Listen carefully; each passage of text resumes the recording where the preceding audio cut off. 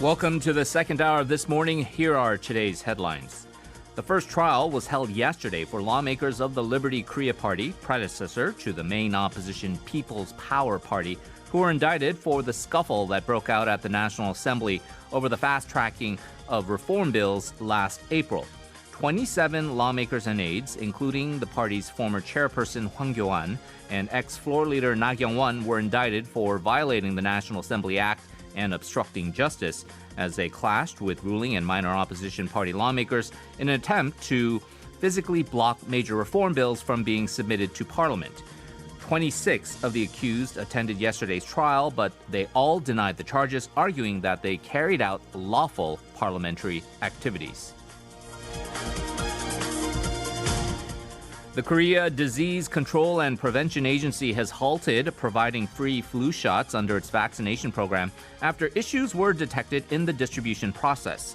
The decision was made after health officials found that vaccines that were set to be administered to 13 to 18-year-olds starting today were stored at room temperature when they should have been refrigerated.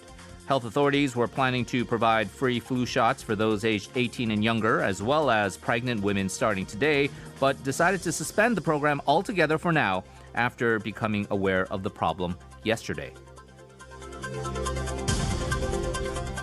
Local stores will be banned from repackaging 3 or less product items with vinyl and plastic materials to promote discount sales starting next year, according to the Environment Ministry's updated regulations.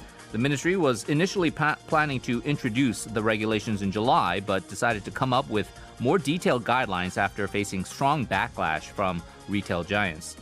Repackaging products with paper boxes and bundling of products with paper or plastic wires, as well as repackaging for content safety and transportation, will still be allowed.